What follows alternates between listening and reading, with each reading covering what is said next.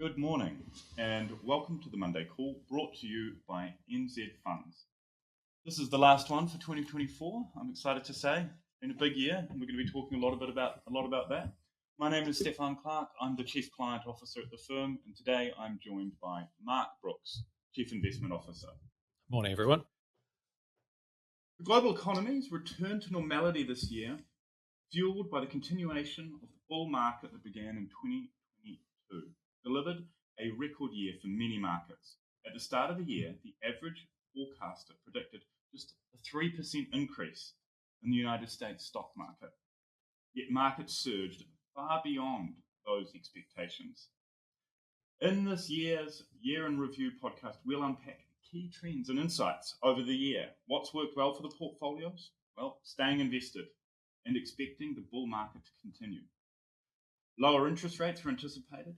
They were slow to materialise, but ultimately the patient investor was rewarded. What didn't work as expected? Well, hopes for a commodity supercycle and a strong China rebound both failed to come to fruition. This morning we will explore these themes plus a range of others, including the rise of AI, the return of Bitcoin, and why we believe 2025 will mark New Zealand's own return to economic normality. A positive development for local markets. Mark, it's very good to have you here. Thank you. Let's kick off with what sectors or regions performed best and why? Cool. Well, I think we really have to go start from your introduction about the US equity market, because that is, in many respects, the standout and one which, going back to the start of the year, very few people actually predicted we'd have such a strong year. The pleasing thing from our point of view in terms of what worked is we have had this view for about 2 years now that the world was healing, that things were returning to normal. Did we expect it to be the US share market to be as strong as it's been? No, without a doubt, but definitely we'll take it as a positive year. And I think if we look back, as you touched on, the average forecaster was, well, I think if S&P today is just below 6,100. At the start of the year, it seems like a long way away. Looking back, it wasn't even at 4,800. It was 4,770, basically. And people were expecting somewhere in the high fours, low 5,000 range. So sort of somewhere, up 2, 3. I think the most optimistic forecaster was up 16. So obviously we're well north of that. And again, if we sort of think back to the start of the year, very much you still had on people's mind, interest rates were first and foremost. What is the Federal Reserve going to do? And get into New Zealand as well. That was first and foremost of people's minds here. But there was still very much a discussion about inflation, a discussion about economic activity or lack of it, and about what interest rates would do to the economy. Then you had on the horizon things like the election. So I suppose a lot of concerns in inverted commas. And interesting, if we move forward now, people are much more relaxed about inflation, much more relaxed about interest rates, probably becoming more concerned about valuations in terms of share markets. But certainly its US shares worked. And I think one of the important ones to look at is kind of that breakout of what worked within that. If we go back, again, bear with me in terms of this tangent, but one of the issues that people had pointed to at the end of 23 was that you'd had a very strong year in US shares in 2023, and a lot of that had been in the tech space, and a lot of that had actually been around multiple expansion. Very little earnings expansion, just people paying more for those businesses. Come forward this year, yes, valuations are higher again, but if we look at the technology space, which led certainly for the first half of the year, definitely not for the second half, but if we look at the technology space, broadly the gain this year has been half valuation and actually half earnings. So they really have seen quite a material pickup in their earnings. And you touched on AI, and that's a lot of what really that's what has driven a lot of that performance, is certainly early on. And I think we've had use that awful cliche, a game of two halves in America anyway. You had continued very strong growth from technology at the start, and as I said, that a lot of that was really earnings. You probably had AI come into has probably in many ways has been the breakout point of this year.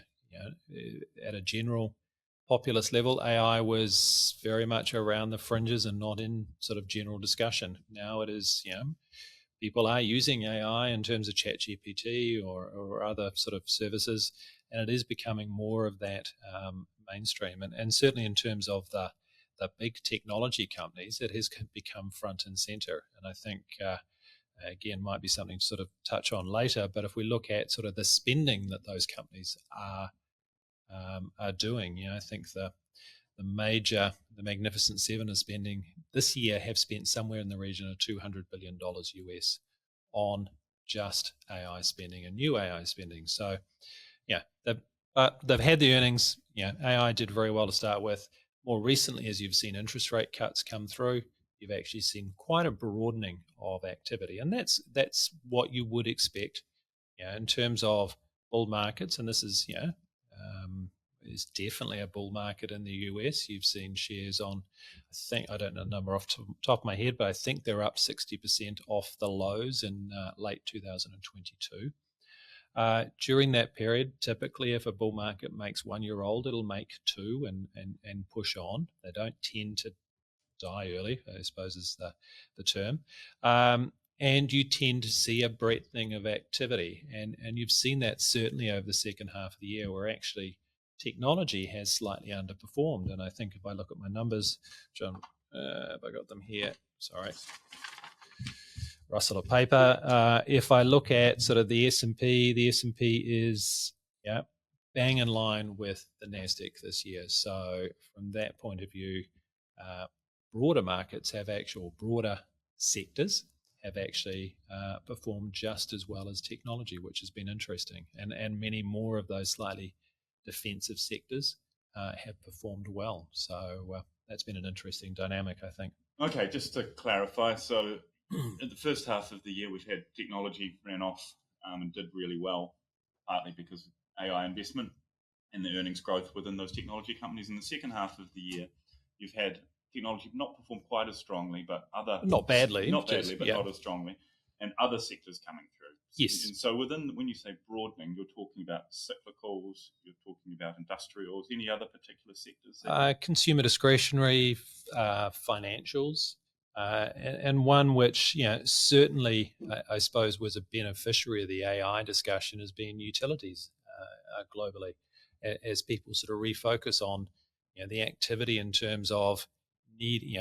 We are electrifying the global economy, so the needs there, and really just I suppose the pressure which AI puts a lot of that electricity usage under the spotlight. And in the extreme, we saw events like was it Microsoft signing up for? Was it maybe Amazon was signing up for, or managed to get one of the US nuclear power plants restarted in order to basically power a data center. So from that point of view, utilities have been one of the standouts, sort of boring old utilities, which is interesting. But great businesses. Okay, before we launch into more details about the year, tell me, why do you think forecasters got it so wrong this year? And last year, if I recall, we were having a very similar conversation at the start of 2023. Forecasters were very sour on prospects looking forward. And then at the end of the year, particularly global growth and also US growth. And then at the end of 2023, American growth came through. The GDP number was high. I think it was just around 3%. And we should touch on that point, yeah. But yet again, we find ourselves where a very conservative number at the start of the year across the board from all the professional forecasters and large investment banks and broking houses and so forth. And at the end of the year, we're in a very different place. Yeah. I think I might pivot to New Zealand because I think it's the best way to answer that at this point is markets generally, and especially share markets, because they are looking at what companies earn. They are forward looking, and they really are. I suppose the resulting share market number is the result of many people's expectations of what is going to happen in the future. Um, and again, sort of thinking about that price today, really should, markets are broadly, there's the efficient market hypothesis that says that everything, should always be in price. Markets are broadly efficient. And, certainly in the case of, say, New Zealand, we've had a slow economy, borderline recession for a very long time now. Clearly that is going to be in the share market because everyone knows that. Question is, what is the expectation going forward? And the broad expectation actually will be in the market price as well, because that is on average what people expect. And I think in a way that's kind of what the forecast is. Broadly, if people are forecasting a 2 or 3 or 4% improvement, that's kind of in the price, I would say. That is already reflected. The market is already looking over that horizon, thinking about it, and broadly incorporated that into their investment decisions, and it's reflected in price. It's where you get those changes that really drive different outcomes, either because you get a sudden shock, you get a large negative outcome, or you get more positive news. In the case of the US, very much you touched on growth. The US economy has continued to be strong this year, and there was still talk, lesser numbers, but still talk at the start of the year that the US economy would likely be moving towards a recessionary type level. As it's likely to end, it's probably going to end in a very strong year of sort of probably 3 and change real growth, and which is with inflation is sort of 5.5% of 6% of growth, which is nothing to be sniffed at, and really drives those earnings basically. And it is probably, that is the difference, is earnings have come through stronger than people expect. Okay. At the start of the year, there was also a lot of concern around geopolitical events. The Middle East, of course, Ukraine was continuing, and then there was the US election. How do you think, now that a lot has changed, a lot of water has gone under the bridge, so to speak, and we've got clarity as to where the US election's going? It's obviously occurred, and we know what Trump's going to do now, and who the future president will be. How do you think that has changed forecasters' expectations and the market's expectations of prices? And is it, obviously there has been a Trump bump with prices moving forward, but we'd also already had a strong start to the year. Yeah. Again, there's a lot in that question. I think, to follow on from the previous answer, markets are pretty good at incorporating news out there and actually do it very quickly. So in terms of, I think ultimately the sad thing about global conflicts is they sit on our sort of newspaper for a day, a week, a month, etc. And then they start to dissipate from people's mind. It's no longer new news. Effectively, it's incorporated into our thinking, into our news flow, into our prices in terms of markets. The election definitely, has had, and we've talked a lot about the view that we had that people overestimate the uncertainty around elections, and they tend ultimately to be quite positive events, as long as you're not already in a recession, or more likely to be positive events. I think the big challenge for next year is, again, we've had this bump. Markets have built in a decent degree of positivity. There's probably a natural period where that positivity, essentially some of the air needs to get let out of the balloon, and they sort of go, actually that's probably not going to happen as fast as we expected, or we didn't expect this to happen. So I think, not wanting to sort of necessarily forecast next year, but I think one of the other features of this year is we've actually had a remarkably, I wouldn't say volatility-free year. We've had global shares had a decent pullback of sort of circa 6 to 8% round about the August period. But prior to that, we've had a remarkably volatility-free year. Next year, we're still at this point relatively positive, but you're probably going to see more bumps in the road, I think, from that point of view, as people incorporate some of the new news that will come through. Maybe it's the absence of forecast negative news that might be changing investors' mindsets. I think one of the, again, to follow on from that, and I think New Zealand is a good example as well, is because as part of that expectation building, again, as part of the Trump bump, and probably in New Zealand as part of the expectation that next year will be better, a number of those multiples, we do tend to think in multiple contexts. So when I say multiple, I'm sort of saying, well, how many times earnings are people generally willing to pay for the share market or for an individual company? And essentially that multiple has increased this year.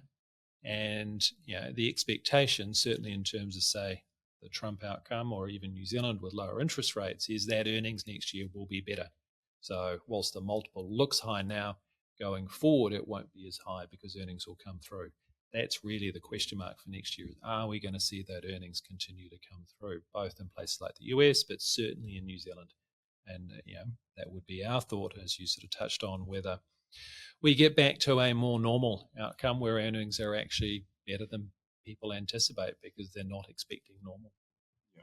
With multiples, often I find when talking with clients, it's quite a difficult concept to wrap your head around. And one of the ways that we describe it is if you think about a rental property, and if you were receiving a yield for your rental property, say it's $1 million, and you're getting $50,000 in rent, that's a 5% yield or a 20 times multiple, and 20 times the price to get $1 of earnings or $1 of rent income. Now, if next year you can increase your rental income, the yield you get from 5% to 6%, the multiple will change. So it's no different with businesses. Obviously, there's different tax perhaps and costs involved and so forth. But that's how we think about it: the price you pay for future earnings. Yeah. Okay. Thank you. So valuations have expanded, as I guess to summarise, but they're expanding on the basis of, and we've already seen some earnings growth across the board. And certainly, sorry to interrupt, but you really did see that, and you've seen that in the likes of, say, the technology space, where there is some criticism out there that certainly the technology companies are not cheap, but unlike a lot of what was seen probably during the dot-com bubble, is these companies do have earnings, and they are driving earnings hard, and they're growing fast. And so whilst there has been some multiple expansion, in general, it has actually been matched relatively closely by earnings growth. So that is a key difference there, that the earnings are coming through. Fantastic. So investors, we'll frame it as a question. How do you think investors should interpret the last year from a lessons learned perspective? Are there any ones that stand out to you that, is it time in the market again, or is it something else? I think it's always time in the market, but I think, probably, and this is, I'll answer this from a personal perspective, is, by definition, I think people are predisposed to kind of are on watch for issues out there. And, certainly coming from a bond background, there's not necessarily a lot of upside to owning bonds, but there is downside if you get it wrong. So, again, naturally, I have a background where you kind of look for the negatives rather than the positives. One of the things that I probably at its simplest level, we think about the hierarchy of returns, and cash, you have no volatility. Return there is sort of 4 to 5%. Bonds, a little bit of volatility, typically a return a little above cash. Then you move up to shares, 6 to 8, and then property 6 to 8, and then shares 7 to 10% on average. But I think often what people and then you sort of sit there and say, well, actually, share markets had a second year of double-digit returns, but the average is 7 to 10. Aren't these exceptional numbers? And I suppose one of the takeaways that I probably didn't correctly understand myself is if you take out the negative years, because all of those averages include all of the bad years, when you have a positive environment for shares, the average is somewhere in between 20 and 24%. So these years we've seen are actually not unusual. That's why we've used that term a lot, return to normality, because you've seen economies sort of finally work through the last of that COVID impact. And as a result, some of the returns have actually been very good, but quite normal for a positive bull market. So I think, to paraphrase your sort of intro there, I think, people often need to accept the positive and stop trying to look for the negatives ultimately. And, from that point, it's about being invested in the right place that can let you do that, because the longer you're invested, the more likely you are going to capture those sorts of years over time. And just because you have a couple of sort of 20% years doesn't make the next year in and of itself, the risk of it being negative higher, or the risk of it being a very positive year higher, but it does sort of mean that you're 2 steps closer to having that sort of 7 to 10% return over the long term, which ultimately you have a 7% return over 10 years. Your $100 doubles into 200, and then you can do it again and double from 200 to 400 after that. So I think, again, just probably, if people are sitting down and thinking about the year, think about winding down the negatives because it is natural human emotion to focus on the negative rather than necessarily the positive. There's sage words. And one of the things that I see with clients often is they either make decisions based on recent events in the context of very long-term investment, which doesn't serve them generally. And the other challenge is that if they aren't making large decisions, they might make, in their mind, smaller decisions, such as, say, reducing KiwiSaver contributions during difficult years, or reducing savings into a savings program during difficult years, when actually changing any form of behavior doesn't actually work. If you continue investing or contributing, then you get the benefit of lower priced assets during the negative years. Yep. And if you only contribute during the good years, you'll continually pay for higher multiple and higher priced assets, so to speak, and then your 7 to 10 return number over the long term will be harder to achieve. I think to round out this discussion, come back to that idea of forecasters getting it so wrong. Time and time again, the only free lunch in investing is diversification and having a wide range of investments. And we've sort of shown at the start how wrong professional forecasters get it. So, always with client portfolios, we would always recommend a wide range of assets because, there are long periods of time where something like US shares will do well. But if we go and New Zealand shares generally have struggled, for example. Go back to the 10 years earlier, sort of 2000 and 2010, that period there, US shares actually struggled and did relatively poorly out of that period. New Zealand shares were remarkable, and it was kind of the rock star economy throughout that period. So, at both ends of the spectrum, we've had clients ask, well, why do I own offshore shares? Why not just New Zealand shares, and vice versa? Why own any New Zealand because offshore is doing so well. While it does come back to that issue of diversification and yeah, the ability to ultimately we want to make sure portfolios are there to drive a long-term return because that's what will make clients better off over time. Okay, so within the year, what parts of our portfolio were you most happy with and how they performed? Look, I think from our point,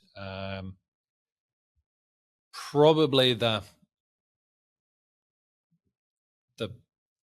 area we are most happy with is that, and I've said it to clients, I think part of being an active asset manager is knowing not when to be active and when not to be active.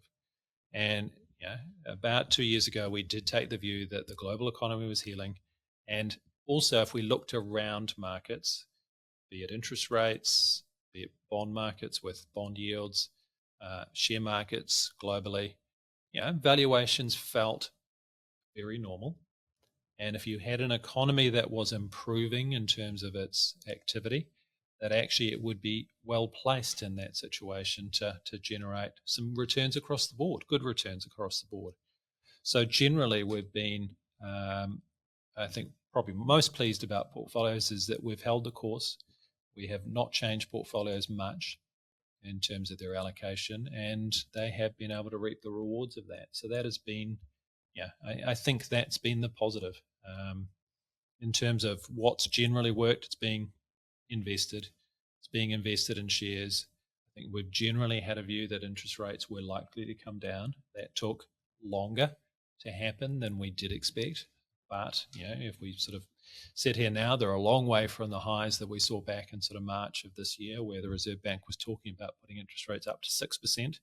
Here we are now in the low fours in terms of the OCR. It's a very different number. Likewise, the Fed's cut interest rates a decent amount. So sort of holding the faith and just remaining invested has probably been the biggest win this year, I think. Okay, and in terms of what parts you feel really struggled, where was that centered? Look, I think probably the one thing that is different to what we expected is probably we did have a more positive view on the likes of China. And as a result, and we've talked about it over a number of years, that you continue to have this demand supply dynamic in many commodities that suggests that their prices should be much higher. There is a potential for a commodity super cycle, especially in things like copper, and because of the demand for electric vehicles and electrification generally, that demand should be there. Frankly, China has been much slower than expected. Really that what is a balance sheet recession, I'll get into that in a second, but that has really suppressed most prices in terms of many commodities outside of the precious metals, outside of gold. So from that point, anything China related, and China is a big consumer of commodities, has really been quite muted, which we did expect a more positive outcome. In terms of China, in terms of that, I just sort of described it as a balance sheet recession. I think you do have a situation because of housing having been the primary personal investment avenue, that with property being so soft there and being in a down market for a long period of time, people have been saying, well, I do have my mortgage to pay. I've got leverage. I need to repay my mortgage. And that is, if you do that individually, that's a positive. That's a good thing. But unfortunately, if everybody does it, it really just becomes that becomes negative consumption. People are cutting back, and they continue to see that. They just don't get that consumer activity that I suppose they're wanting in terms of driving that economy forward. And so, for the Chinese consumer, the mortgage holder, do you see a pathway for that changing for them? Well, clearly, the Chinese government for definitely That's the best way to put it. Yeah, they are very cognizant of the issues, and they have taken many significant steps, both in terms of programs like their whitelist program, which basically aims to complete partially completed or consented buildings that haven't been built, and fund those, funding a lot of activity in terms of smaller councils and regional areas, which are critical to the way China works in terms of its economy, and even down to programs for basically replacing whiteware, air conditioning, washing machines, things like that, sort of encouraging people to replace old versions of that. So they are definitely trying to stimulate, but I suppose again, if you don't have that overhang of debt, people become more likely to spend. If you've got that overhang of debt, it becomes a more difficult issue, and there's a little bit of pushing on string there. So that is a challenge. Obviously we have a large, NZ Fund's clients' portfolios have a large allocation to US securities and the US stock market. And that's how we express, we've got third-party managers, we've got Fisher Investments, and we've got MFS. And then on top of that, we invest in particular names and also index futures. So there's quite a broad range of tools we can use to express our investment goals within America or the US stock market. How did you express that within China, and then how did you manage that position? Yeah, I suppose the bulk of our position to places like China comes essentially through an index exposure. So emerging markets are part of the global MSCI World Index, the All Country World Index. So our starting point is to say, where do we want to be on our emerging markets exposure? And broadly, we've been of the view that, as part of global markets, we didn't have necessarily a particularly strong view in terms of emerging markets in aggregate. So we're very much an index exposure, and we wanted to be there, and we've really maintained that. We have at times, and certainly the earlier part of the year, had within a portion of the portfolio that is designed to be more active for those in the growth space. So that's within the global macro portfolio. Did have a more explicit allocation to China through the Hong Kong China Enterprises Index. That's a future in Hong Kong. And that was broadly profitable for the portfolio. But that's been an erratic year. So at this point, we don't have a position, and happy not to. But you can see an opportunity there when the timing's right. Yeah, again, if we look, I suppose from that point of view of multiples, that is one of the challenges around the place. And I think it's worth touching on is if we look at, and it's had a fair bit of discussion in the press recently, US shares are expensive relative to history. And if we think about, if you look on a forward 10-year basis, and that's a long time frame, your return expectations need to be low, because over longer periods of time, those high valuations do impact your long-term return. Over the next 1 year, very little relationship. Actually, whether next year is good or bad is not necessarily reflective of the valuation today. But, again, we do sort of look, if you look across different areas, and it's one piece we've had in our presentation this year for clients in terms of the investment outlook, is if you look outside of the US, many of those markets are not expensive. Certainly China and emerging markets are close to actually record low multiples. Places like Europe, Europe is probably an average multiple relative to itself, but probably the lowest multiple it's ever been relative to America. So places like that maybe don't jump out as being super attractive, but as part of that diversification, you want to own them. And then you come to New Zealand and Australia, and I think a lot of you sort of touched on in your intro. One of the key parts, I think, if we come back to that idea of expectation, is that expectations about places like China are low. It's possibly easy going forward over the next year that they exceed that because basically expectations are just rock bottom. In New Zealand, expectations are higher than they've been because of the interest rate cutting, the Reserve Bank cutting interest rates, and you've seen certainly business optimism has materially increased. But I think if we look around companies, they're still being relatively conservative in their forecasts. So I think there is real potential for what actually might be a more normal year in New Zealand to come through and people go, oh, actually these earnings are vastly better than what we anticipated. And as a result, that does suggest that New Zealand probably is on quite a good footing as we go forward in the next year. With China being, as you talk about, being, working through and rebuilding its balance sheet, once it emerges from that, that will supercharge Australia. Is that how you think about it? I've read quite a few articles where the idea is that because they're, way on back and in their capital spending and infrastructure spending recently, that has had a flow-on effect to Australia. And yet Australia has actually had a pretty good last few years, relatively speaking.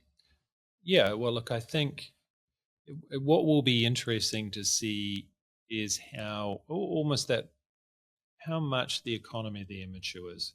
That the part of the pressure on housing was very much government driven, looking to reduce that being the only investment option or the first investment option for many people, and looking to build out financial markets. And why did they want to do that?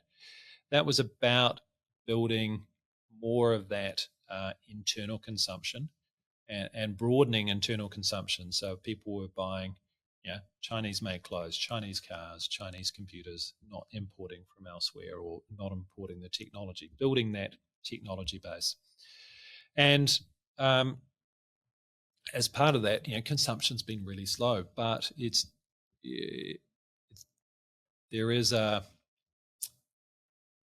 easy to forget if that consumption comes back.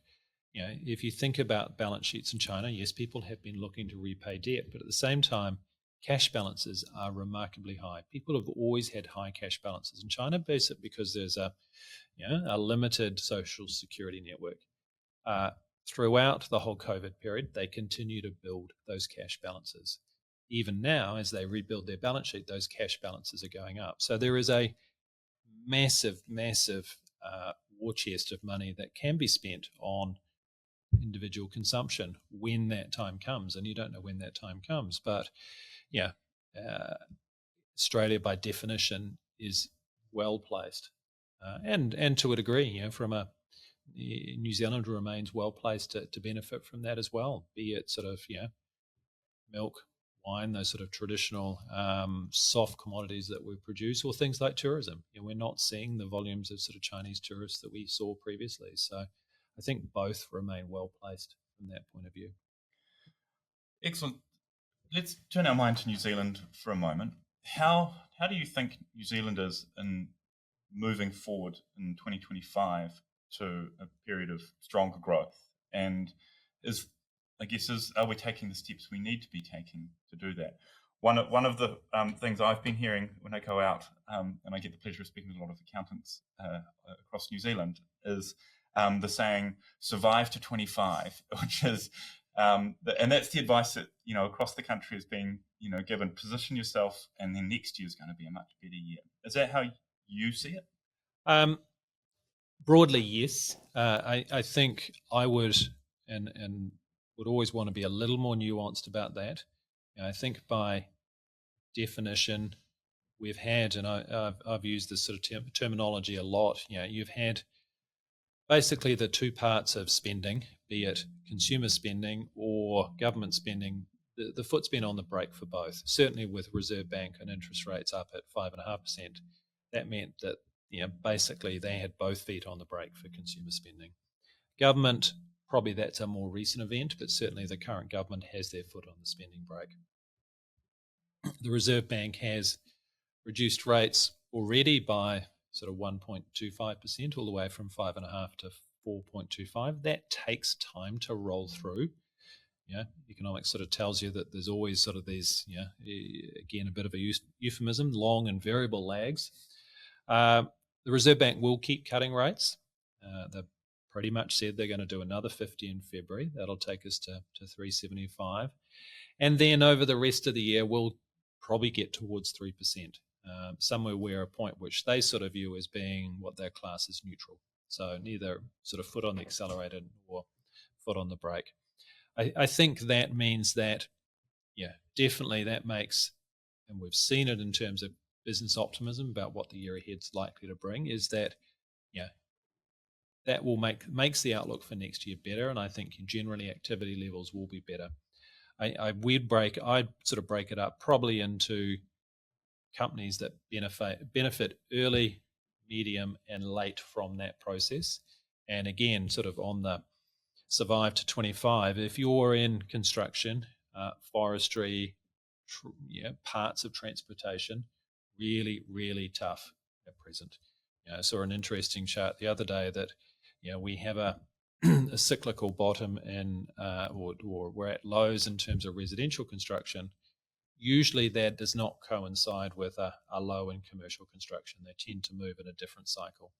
This is the first time since the 1970s where they're both really coming together. So, if you're in that industry, that's frankly probably survived till the end of 25. We'd expect that's going to take long to come out. Some of the other sides, and I think even from our point of view, if we think about the different sectors of the economy, agriculture generally is doing very well. So that is, it's not something that's necessarily reflected much in our share market, but that's part of the economy that's really strong. And I think the other part is, there is a buoyancy with interest rates being a bit lower. And we've seen it here in Auckland that, downtown Auckland is much busier than it was this time last year, I think. And that will mean that you'll have probably some more immediate businesses, maybe retail, things like that, we'd expect to do better earlier. And then maybe other industries like some of the transport sector, those bringing in imports, or even sort of part of the agricultural side, the Port of Tauranga, etc., or maybe a main freight, typically do pretty well actually as a medium part. And then as you sort of get later into next year, more of those later cycle names, and probably the classic would be your sort of cyclical would be a Fletcher Building type name, where you would expect to benefit later on in the year. So I think a little bit of yin and yang still in terms of the economy, but broadly we would expect that it is that return to normal, and generally normal will actually surprise people how good it potentially could be. New Zealand, often when you talk to Kiwis around the country, there's still a concern around the US and the tariffs and the risk of that has on our export businesses. How do you contextualize or make sense of how big a risk that is? It's a good question. And not one I'm sure I can sort of answer with any real certainty. I think, for starting point one, we've seen Trump 1.0, the tariffs are still there. They haven't been taken away. So the world's kind of got used to a lot of those. People often forget that. Trump came in, obviously put in tariffs. Lots of people and didn't impact New Zealand. But and then the Biden administration came through, and they, for the most part, didn't remove them. Yeah. And yet America's obviously gone forward, and the global economy's gone forward too over that period. Yeah. I think at a broad level, if depending on the breadth of tariffs are likely to act effectively for the US like an additional rate of GST, essentially just raise the price level of certain things in a one-off hit. Probably won't impact their activity level, their growth much, because it's a very domestic economy. Externally, the global economy, depending on the breadth of the tariffs, it is likely to be a suppressant for growth, so lower growth.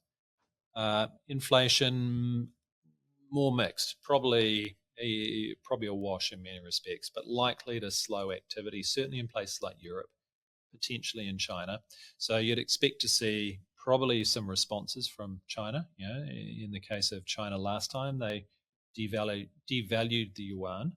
So from that point of view, money coming into domestic producers basically was the same in local dollar terms. And it probably puts a bit more pressure on interest rates to continue to move lower if the global economy is slower. I think in terms of New Zealand and Australia, the real challenge, I think, and it's an interesting dynamic we've seen already in terms of Trump 2.0, is one, they seem much better prepared. They're coming out in a more defined and orderly manner about their appointments and what they want to do. Two, you've already seen pushback about a number of the appointments of cabinet ministers from Republicans ultimately. So I think that's useful in reminding people that the president does not get plain sailing. There are many checks and balances in that process. And in terms of tariffs, it does get talked about that tariffs can be unilaterally added by the president, and that is true. But always there are checks and balances. The broadest of these is that, I suppose the more normal tariffs would be put on the basis of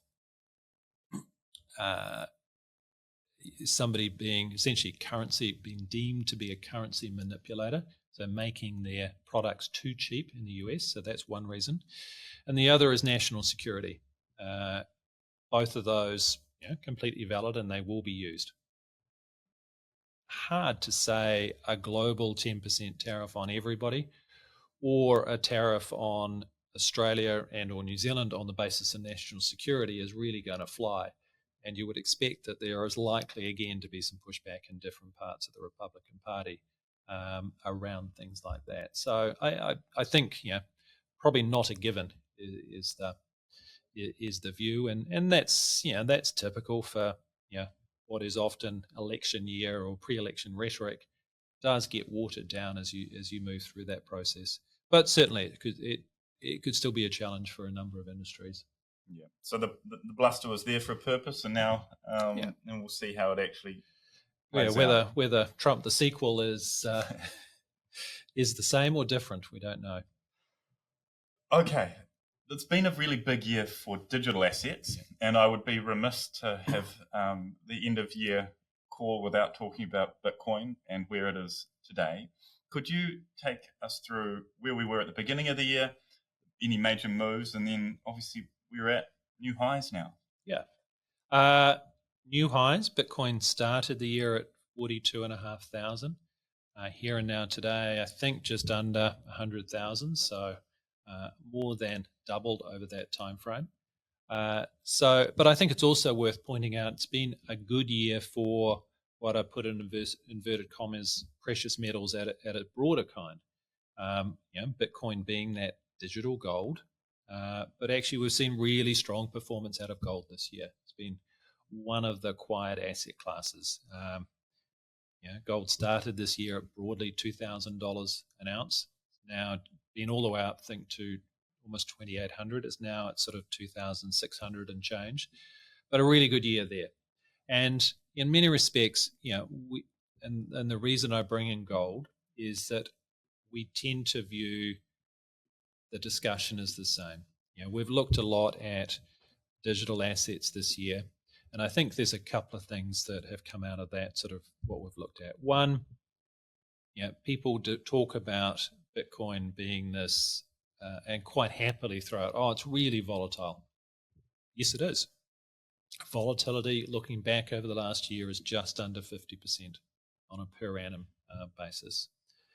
But interesting enough, if you think about how does that compare to other assets?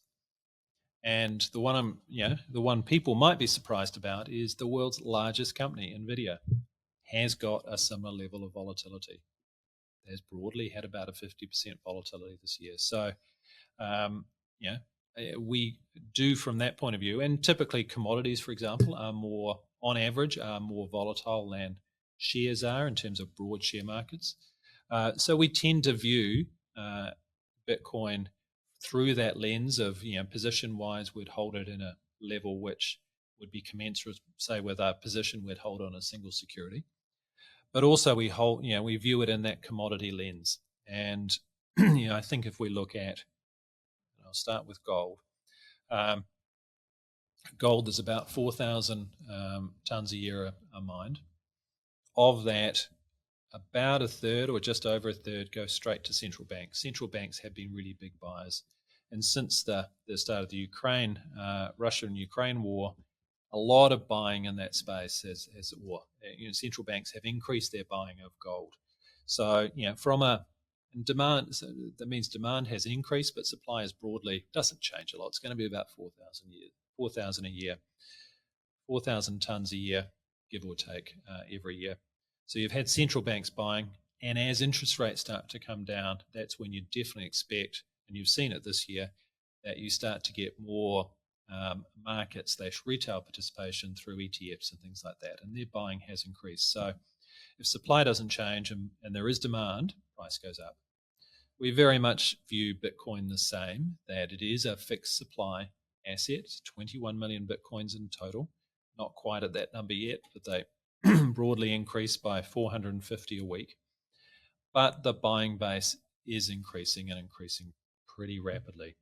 This year we've had, at the start of the year, ETFs that could buy direct Bitcoin, and after that, direct Ether were launched. The biggest of that is a BlackRock ETF. That's now north of $20 billion in terms of the US. That's all new demand, and supply hasn't changed. So from that point of view, and certainly since Trump, there is a discussion with Trump coming in that there's a much more positive view towards digital assets within the US and within US regulation, and that they may actually choose not to sell anything that the US government ends up with through having been confiscated through legal means or criminal activity, etc. They won't sell down those assets as they have in the past. So again, that takes away a form of supply. And that in the extreme, they might even look to add a little bit to their central bank reserves. Broadly, we've done some work on that, and if central bank reserves, if you saw a 1% allocation over over a 2-year period, that would be about $650 million of buying per week versus about 300 million of actual supply per week. So again, it's a long answer of saying we view commodities, and we'd put certainly Bitcoin in that as commodities you want to look at from a supply demand point of view. And our key case for Bitcoin is it is a asset that's being adopted more and more, and that demand is increasing and supply is fixed. So that is driving prices higher. And it's been good for the portfolio, our growth portfolios, which have a holding. Yeah, have a small allocation to it. And it's interesting, right? It's gone from, if you think about sort of the mindset of New Zealand public, but more broadly to Bitcoin 5 years ago was a very fringe asset.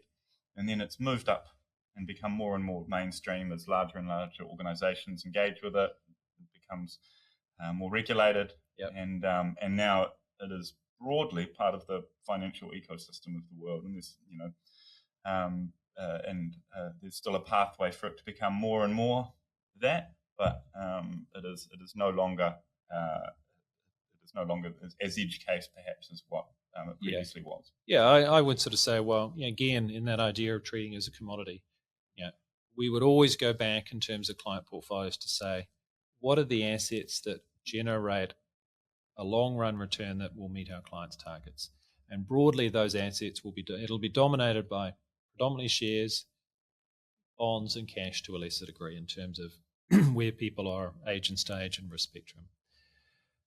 Around the share side, we will add other assets that have the potential to generate return at different periods of time. And really the key one there is commodities. Commodities have an ability to generate returns at different periods of time, but because of that supply demand, they can have long periods where they don't. And from that point of view, Bitcoin sits in there, and it's quite feasible. We hold Bitcoin now, but it's quite feasible at some point in the next year.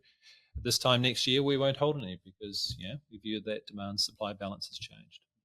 And so it's viewed purely as a diversifier, correct, a genuine diversifier, just like gold and copper and other types of commodity-like assets. Okay, Mark. Before I do our thank you to everyone and our Christmas and our closing, take us through just what you see in the first quarter of next year and how you sort of see the first phase playing out, and then and for our investors as they move into their break. Probably the one area I haven't touched on is our inflation space, our more balanced space, and that's had after having quite a challenging first half in terms of interest rates, has generally had a quite an okay second half. It's up about sort of 7%, and within that, I think there are some interesting areas in terms of, say, the utilities or the property, and certainly New Zealand property and retirement villages.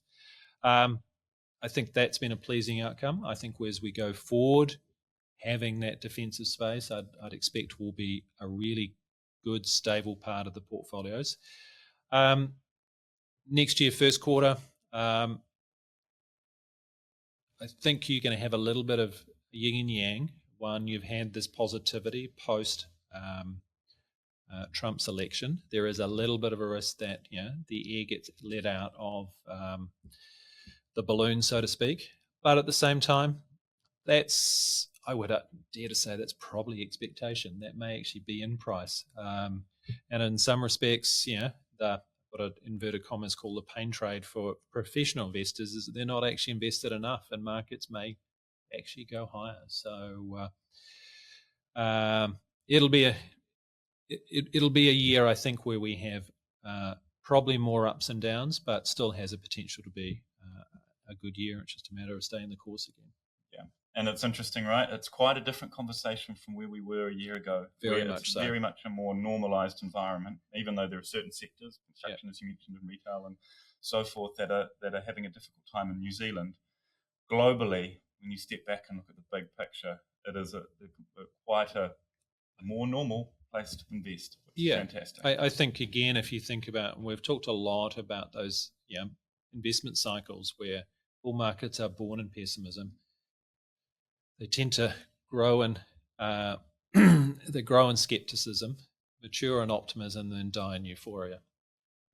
New Zealand, I think, is still just working out of that pessimism phase. So we are very early in that process. The US is at the other end of that spectrum and somewhere between optimism and euphoria. Now, euphoria may sound scary, and it is typically the last point of the cycle, but that can be a period of 1 to 2 years. And often, in the past, it's been the point where actually some of the largest returns have been seen. So there is danger, back to that earlier point, of sort of looking at the negative too much, I think, at that point. So as always, NZ Funds wants to be nimble, but at the same time have a considered approach to the portfolios we run. Speaking of considering things, it is time now for us to say thank you to all of our listeners for joining us over 2024. It's been we've had lots of interesting guests over the year. Thank you, Mark. Obviously, you're a regular on the Monday call. We wish at NZ Funds you all to have, this is our last call, so we wish you all to have a relaxing break, a great Christmas, and to enjoy time with your family and friends. Thank you, everyone, and we look forward to seeing you again next year. Thanks all.